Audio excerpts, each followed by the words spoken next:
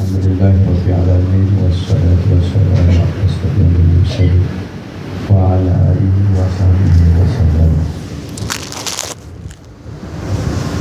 Kita tanzimkan yang kita muliakan, yang kita sayangi setiap masa, Buya kita.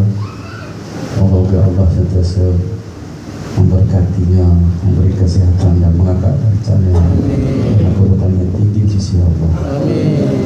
Dan juga pada seluruh adik keluarga diberikan limpahan keberkatan, kasih sayang dan juga ketinggian derajatnya. Dan kepada seluruh pada guru-guru dan kepada seluruh pada pendukung-pendukung yang mencintai Buya, anak-anak keluarga semua diberkati, dicintai dan diangkat derajat sisi Allah.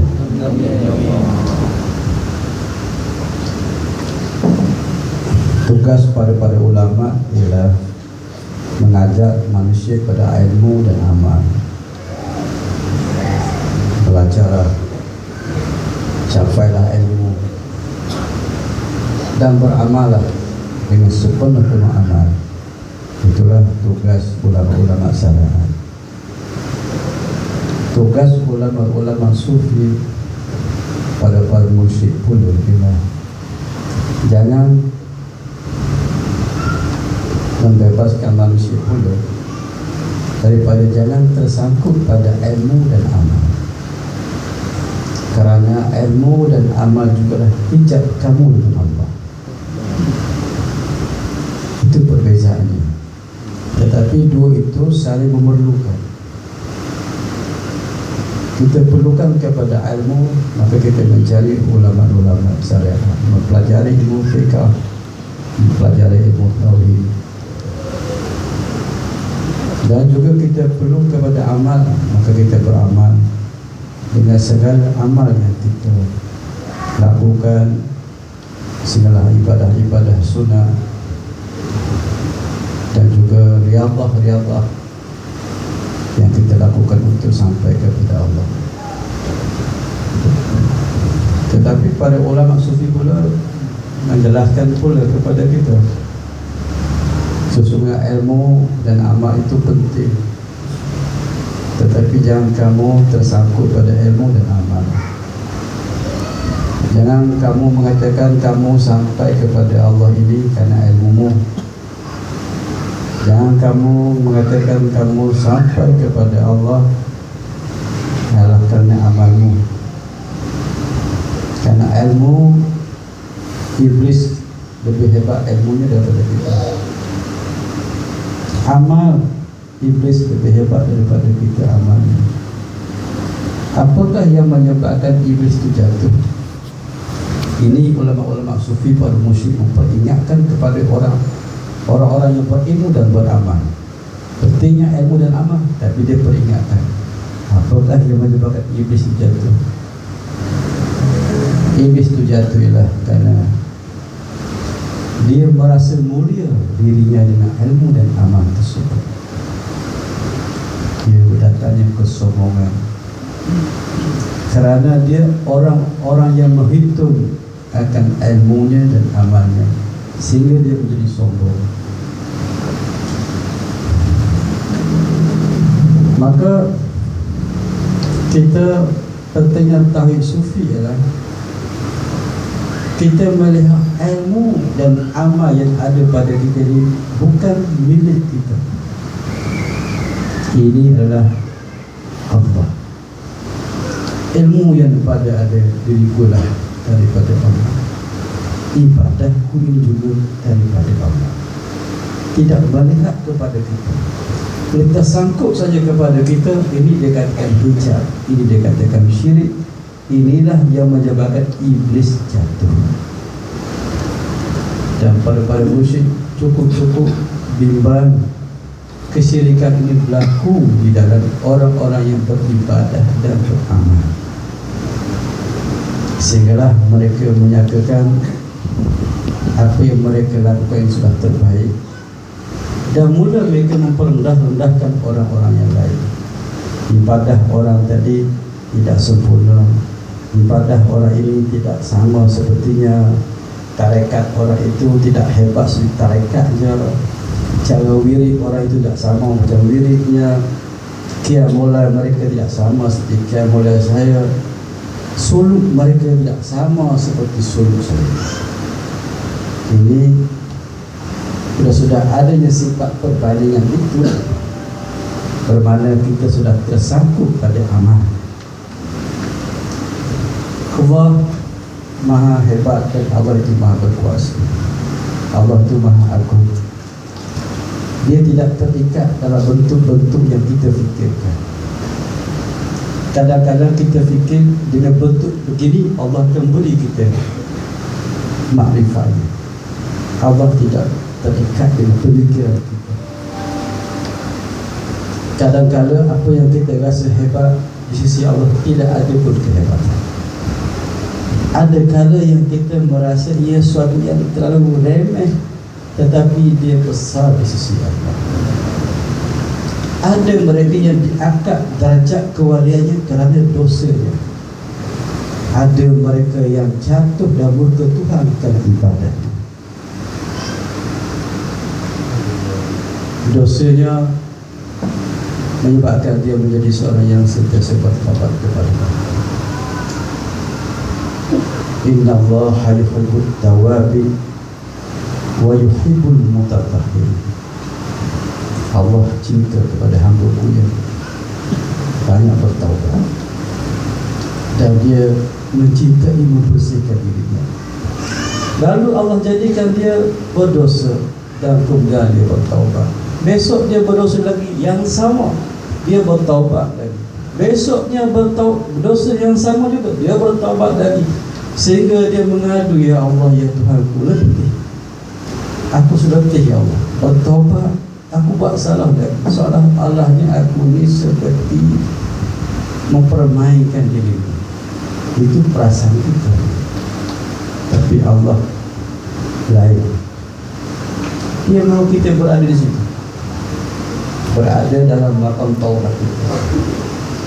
Allah boleh hilangkan sekali mata saja perasaan kita untuk melakukan dosa tersebut, sekali mata. Tapi kadang-kadang tidak dihilangkan, dibiarkan. Sehinggalah bertaubat kita hari ini, besok lakukan kembali. Bertaubatnya pula besok lakunya kembali. Jangan diperdaya oleh syaitan. Syaitan kadang-kadang mengatakan, tak pun lagi bertaubat, nanti besok kamu buat lagi. Jangan. Terus tugas saya ialah setiap salah saya bertaubat kepada Allah. Sungguh-sungguh saya taubat. Saya tidak mau lakukan lagi besok. Besok lakukan lagi. Terus taubat. Ini adalah jalan pada kekasih Allah. Allah pilih dia, Allah angkat darjat dia, lalu jalan tersebut. Kerana jalan ibadah kita mungkin tak mampu. Yang menjadi seorang pejuang kita tak mampu. Yang menjadi seorang orang kaya dermawan kita tidak mampu.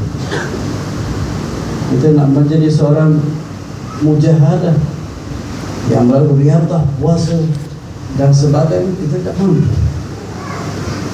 Allah beri kita ialah perasaan ingin bertaubat setiap masa-masa bersalah, dan kita dijatuhkan kesalahan-kesalahan. Kesalahan adalah satu kerahmatan, tetapi membiarkan diri mencintai kesalahan adalah suatu kebinasaan. Cinta kepada kesalahan, cinta kepada kemungkaran adalah satu kebinasaan. Tetapi kalau kita hidup tidak ada kesalahan, juga satu kebinasaan.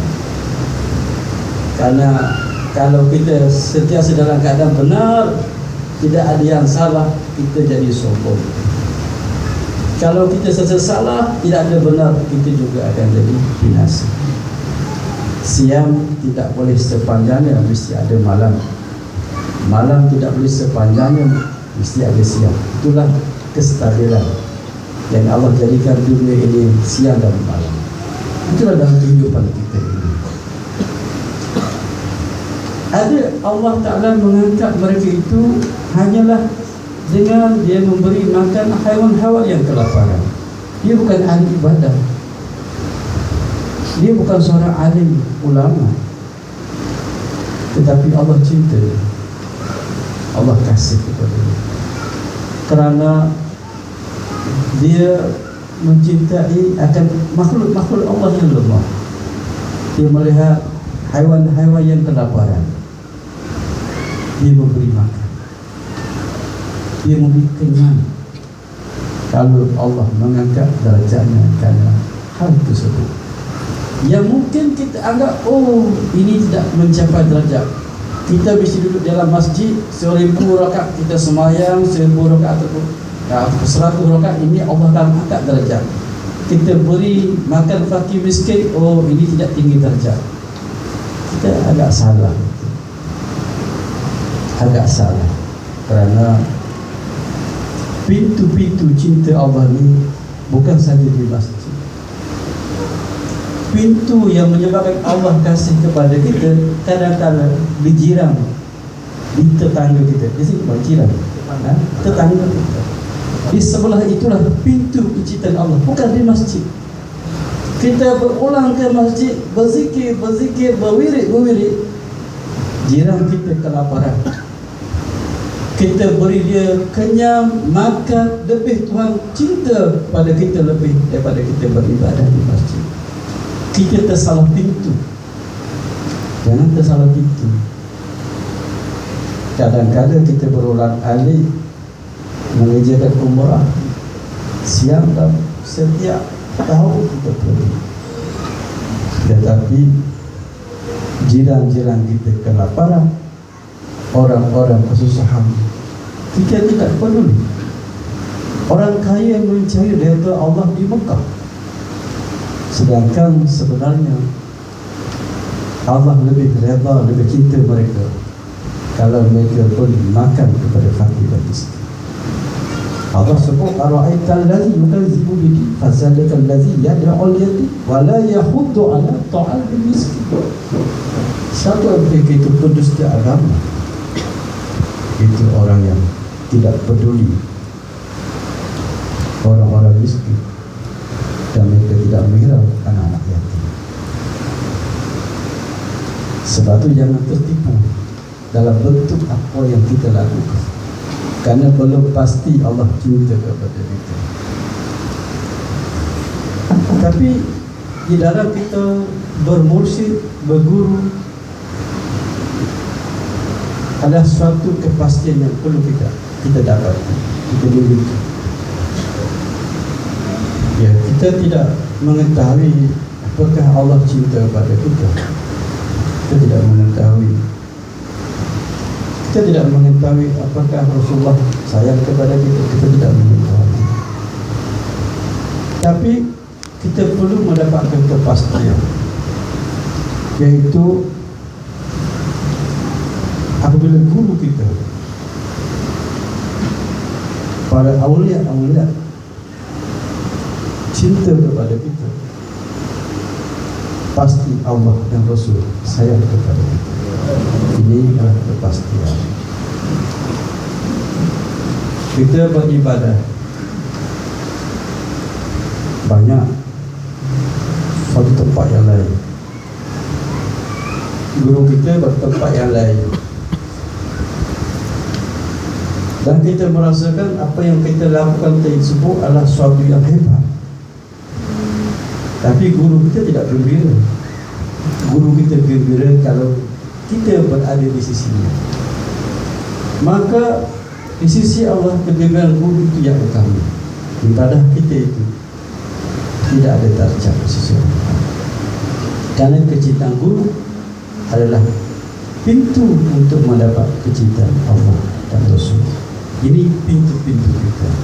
Guru kita, ibu bapa kita, fakir miskin, dan apa juga di sekeliling kita adalah pintu-pintu untuk mendapat cinta kepada Allah.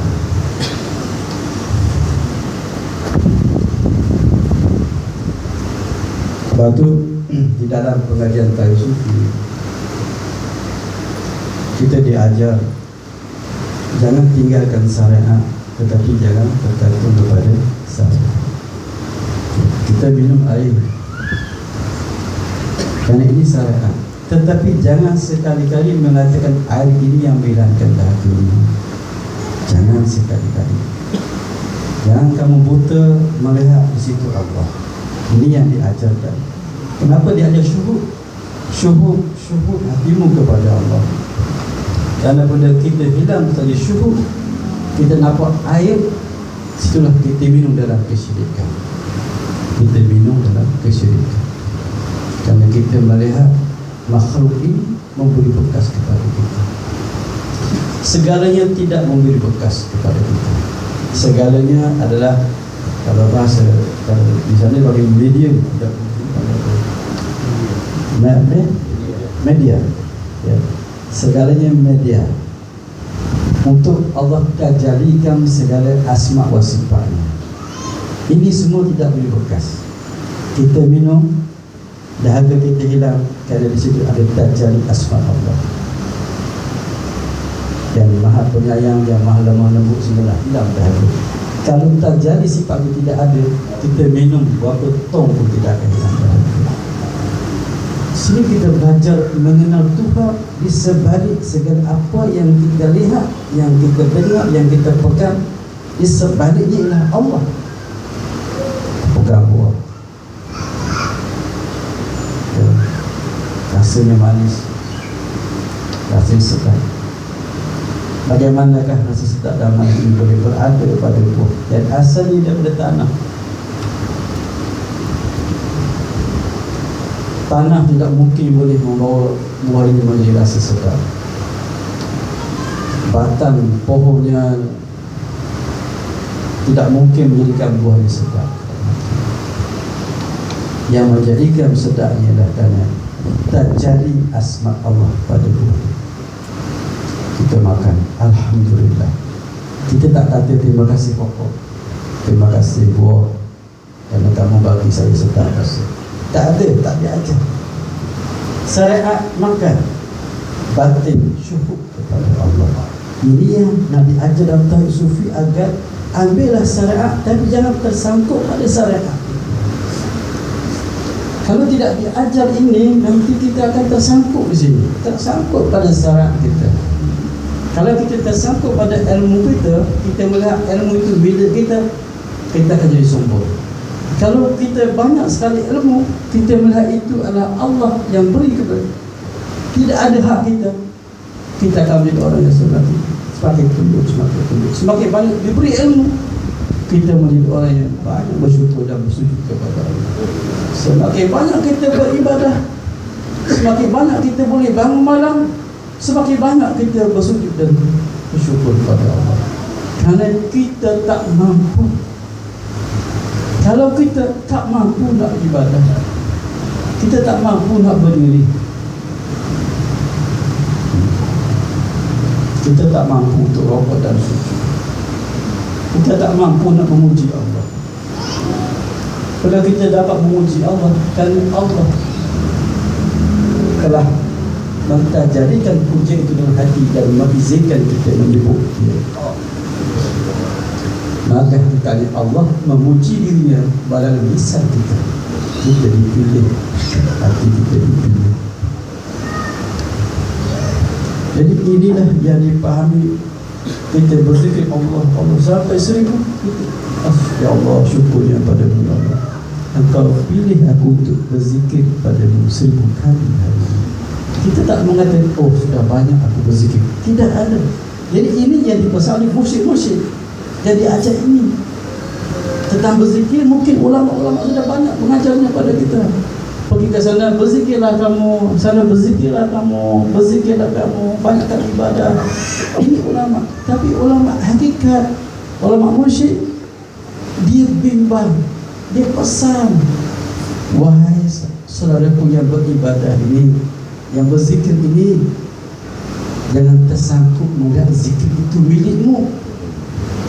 Zikir itu milik kurniaan Tuhan kepadamu. Solat itu kurniaan Tuhan kepadamu, bukan kamu yang beribadah pada Tuhanmu, bukan kamu yang ibadah pada Tuhanmu, tapi Allah yang ibadahkan kamu. Ini tidak dipahami. Allah yang ibadahkan kita, bukan kita yang beribadah kepada Allah. Segi syariat, ya karena budu, ya itu segi syariat. Kepadamu aku sembah. Hakikat, wa iyyaka nasta'in, dengan pertolonganmu ya Allah aku menyembah dirimu.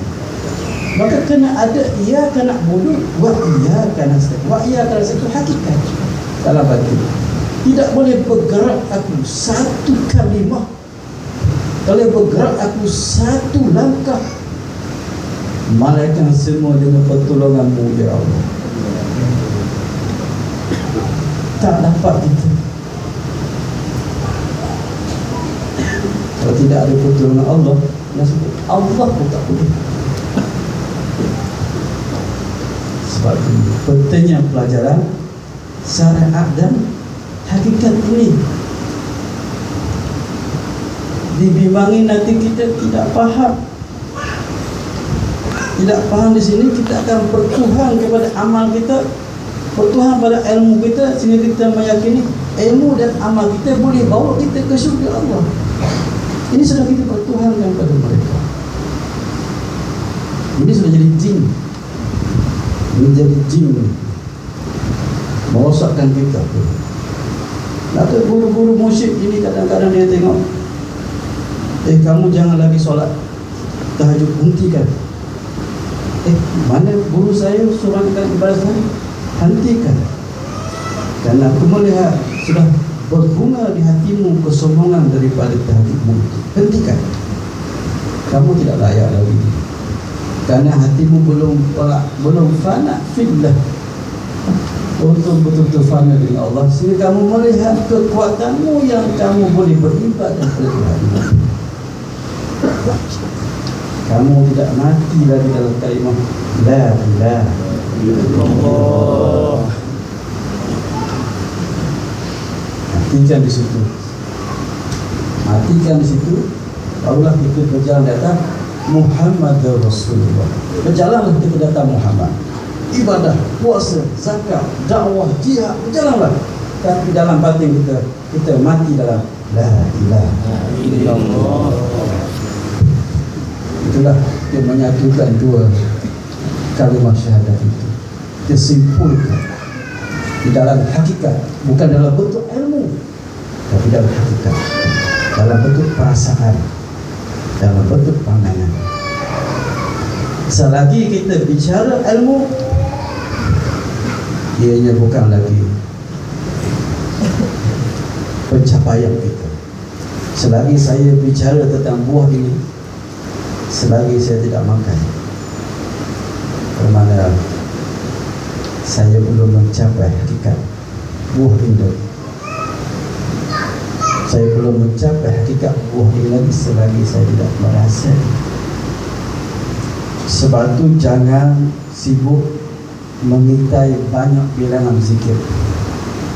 Mengintailah sebanyak mana perasaan zauk kita dalam berzikir.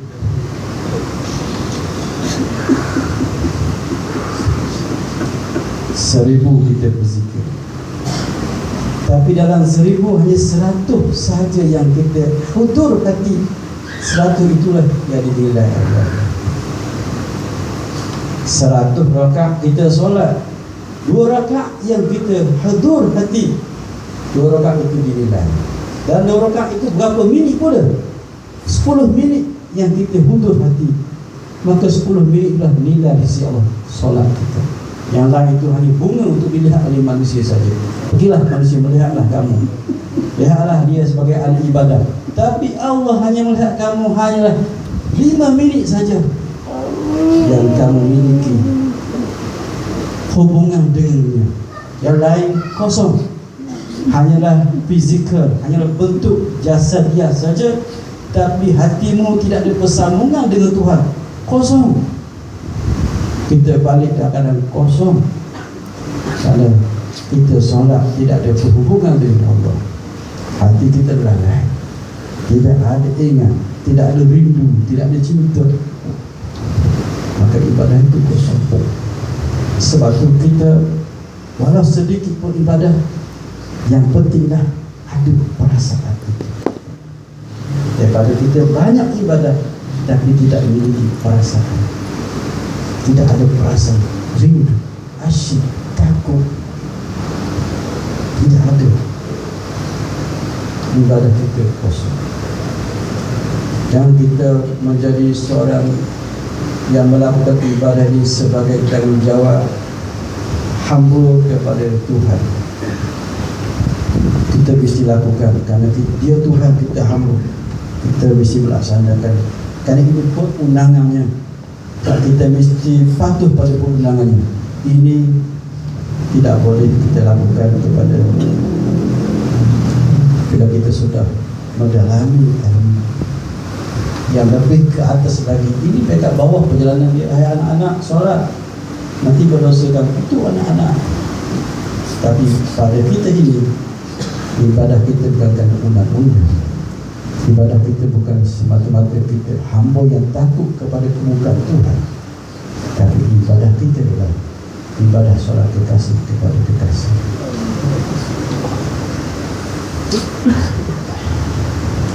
Kalau Allah tidak cinta kepada kita, kenapa Allah wujudkan kita? Allah wujudkan kita kerana Dia cinta kepada kita, agar kita sujud kepada Dia. Dia mahu melihat kita tasbih, sujud kepada Dia. Inilah cinta Allah kepada kita. Yang lain kehidupan kita buat di dunia ini, Allah tidak peduli. Yang Dia pedulilah kita menjadi hamba yang sujud dan ibadah kepada Dia. Itu yang dipedulikan oleh Allah. Yang lain mungkin dipeduli oleh manusia. Kerana Allah mencipta kita adalah kerana Dia cinta kepada kita, dan Dia mahu menjadikan kita hamba yang paling tinggi darjatnya, yang memuji-mujinya setiap masa, melebihi para malaikat. Yang pada malaikat itu tidak adanya halangan nafsu, tapi manusia adanya nafsu, tapi nafsunya digunakan untuk membawa cinta yang mendalam kepada Tuhan.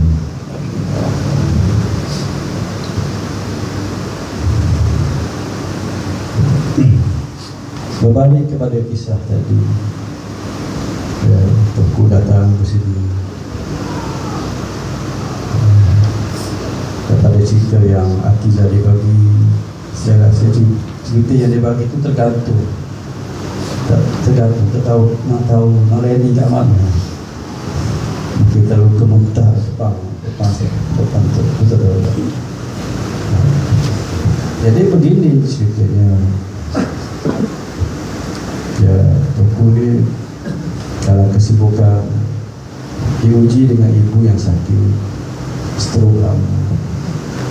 Jadi dalam menjaga ibu itu berdoa pada Allah, ya kan, bila aku ilmu penyembuhan yang aku boleh sembuhkan orang sakit stroke, supaya penderitaan ibuku ini tidak diderita oleh orang stroke, buah pinggang. Berdoa, ya Allah, bila aku dapat penyembuhan stroke dan penyakit buah pinggang, berdoa kepada Allah. Tidak dikurniakan lagi ketika itu. Sebenarnya ibu meninggal. Ibu meninggal tercipta. Ibu meninggal. Lepas ibu meninggal, ayah pula sakit. Biji lagi, sehingga tidak boleh nak mengembara, tidak boleh sakit. Jaga pula. Ayah pula sakitnya sama, buah pinggang.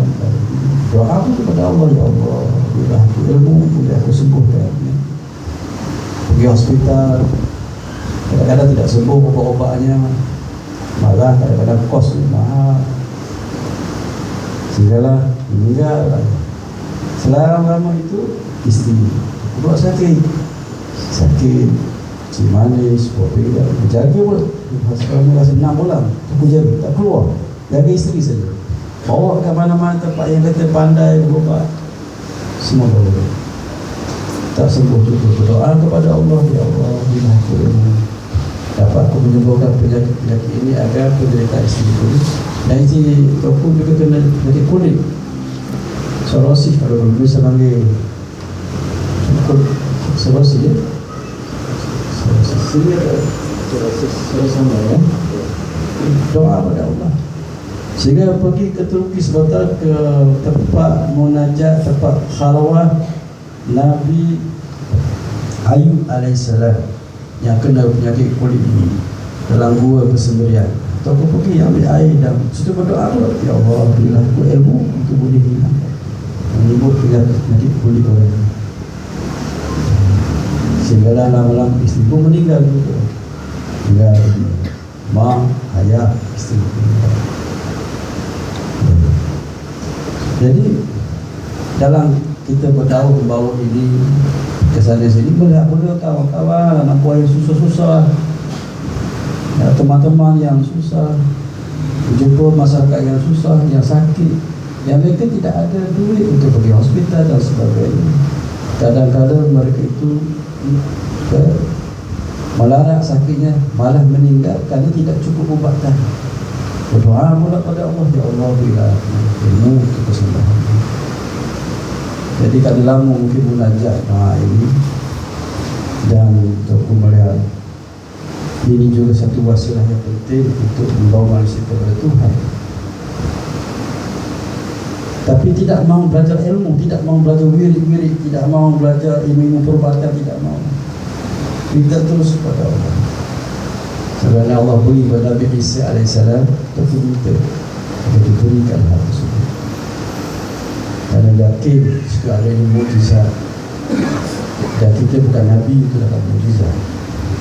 Yakin di situ ada karamah, tapi kita bukan wali untuk mendapat karamah. Tapi kita mohon kepada Allah nusrah. Kita sebagai orang biasa ini yang beramal ini, mohon diberikan nusrah atau ma'unah daripada Allah. Karamah terlalu tinggi bagi kita, kerana itu awliya. Mujizat itu kalau wali pada Nabi alaihissalam. Jadi begitu. Dan alhamdulillah, di bulan Ramadan yang baru ini, malam 25 Ramadan, ketika bersuluk tiba-tiba pun diberikan macam sesuatu, katakan apalah, suatu perasaan, limpahan ketenangan, sehingga anak-anak yang berada majlis agama yang itu sakit, jadi mereka segar, dan yang tak boleh berjalan, yang mereka itu datang tak boleh berjalan, boleh bangun, berdiri. Itu keajaiban. Kita kembali ke rumah malah beritahu ada anak-anak yang sakit, yang anak perempuan ke lelaki ke, yang tak boleh bangun, kita datang bawa saya. Tapi pegang kepala, boleh sembuh. Ini sembuh. Jadi apa ni? Sehingga kata penyakit pelik-pelik lah, penyakit yang kata coba apa dah disembuhkan oleh Allah dengan hanya menyentuh kepala. Dalam bahasa, dalam 10 minggu dia akan jelas dan berlaku di kesembuhan. Jadi baru faham bahawasanya ketika berlaku pada suluk itu, pada malam 25 hari berlaku, perasaan apa yang dirasa itu merupakan suatu pemberian daripada Allah. Lalu ketika itu ramai yang datang, kerana tahu untuk menyembuhkan tidak tahu, sampai pegang sembuh. Lalu berdoa, ya Allah, aku disibuk, aku tidak boleh terikat di sini, tidak boleh merawati orang, kerana masa aku terlalu banyak untuk bergerak ke sini. Mohon ya Allah agar ilmu ini dapat saya transferkan, berikan kepada sesiapa yang berjuang pada jalan Allah, agar ilmu ini dia merawat orang sembuh. Katakan kepada mereka, saya tidak ada ilmu, saya tidak ada amalan, ini ilmu pemberian Allah, maka bersyukurlah kepada Allah. Jadi kalau kita merawat orang nanti, jangan kata saya ada ilmu, saya tidak ada amalan, tidak ada ilmu. Ini pemberian nusrah daripada Allah kepada kami semua. Dan kami, kalau kamu sembuh, bersyukurlah kepada Allah, banyakkan berzikir, banyakkan berselawat kepada Nabi, dan banyakkan Fatihah kepada guru kami. Jadi nanti kalau satu ijazahkan nanti ke sebuah perusahaan lagu, beritahu ini barakah daripada guru kami Abu Ya, yang dapat menyembuhkan daripada Allah, daripada Rasulullah SAW, dan daripada barakah guru kami Abu Ya yang menyembuhkan. Tidak ada ilmu, saya hanya berzikir, berdoa, berselawat saja. Tapi yang menyembuhkan inilah barakah, nusrah daripada Allah, syafaat Rasulullah SAW, dan barakah pada guru. Jadi dengan cara ini di Malaysia, bila tuan ijazah, anak-anak ini sudah berkembang. Tempat-tempat madrasah sudah datang orang penuh merawat, dan kita dapat membantu. Orang tak perlu pergi hospital, sakit kanser, jantung, sakit apa lagi, stroke, tak ada jalan, apa lagi, sakit buah pinggang, diabetes kecil, darah tinggi. Alhamdulillah sembuh. Jadi kalau Tok bagi nanti, jangan heran nanti balik rumah pegang boleh sembuh orang, pegang boleh sembuh. Jangan nampak diri ketika itu, nampak sebut subhanallah, Allah. Dengan cara ini terus melihat Allah. Sebab kalau kita tak mungkin boleh buat ini. Orang tak berjalan 3 tahun, kita pegang dalam beberapa minit saja, tadi diizinkan oleh Allah, ini boleh bagi. Ini ilmu ini Tuanku tidak boleh sembarangan, maka beri kepada orang yang berjuang dalam sufi saja, agar dia merawat sembuh. Nombor 2, yang penting dia dapat ingat kepada Allah. Penting sekali itu. Dia sembuh, ya kita mengharapkan sembuh, tapi kesembuhan itu yang paling kita berharap, yang paling penting ialah dia telah ingat kepada Allah, dan dia nak berzikir, dia nak bersama, dia nak datang berwirid.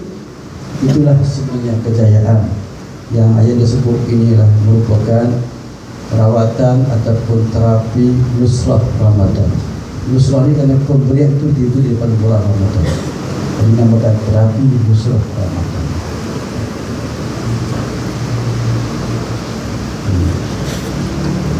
Mata, daya ni pakai ni bukan pelanggan mata, ini yang pakai mata action ni, yang panggil pakai saja, pakai mata awal.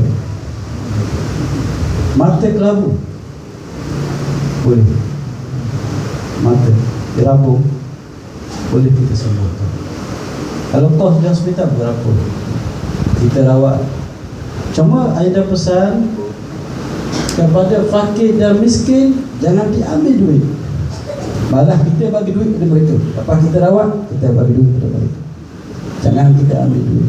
Tapi kalau yang kaya, saya mau ambil kamu. Kalau kamu sakit kanser, berapa kamu nak bayar kepada saya? Okey, kalau duit ini saya nak ambil, saya nak ambil untuk hidup saya pada, saya nak bagi pada guru saya nak bagi pada orang fakir miskin. Itu kita kena ambil kepada orang kaya. Sebab itu kan duit mereka, duit Allah yang mereka sedang mengaku hak mereka, kita ambil. Mereka sedang sombong dengan hak Tuhan, mereka tak ada duit pun, mereka semua fakir, semua miskin, iman miskin. Kita ambil balik, kita bagikan kepada yang fakir miskin. Kita jangan jadi lopi pula, jangan jadi bagi berompak pula, jangan. Saya rawat awak bagi duit saya, insyaAllah saya nak bagi pada fakir miskin.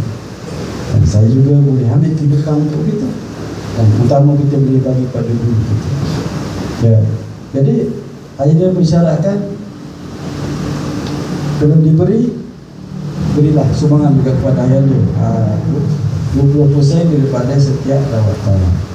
Dapat 10 ya, pun dah pulang. Ini kalau 10 ke sini apa? Nanti kita bicara berikutnya. Itu mahal untuk agar membantu boleh juga ayanda untuk perjuangan ayanda ke seluruh dunia dalam membawa tarik sufi. Amin. Allah Allah, rasanya situlah dapat dipahamkan Kerana nanti ayat ijazah terus kita latihan pada malam ini cara kita menjadi kita menyembuhkan penyakit-penyakit, insya-Allah.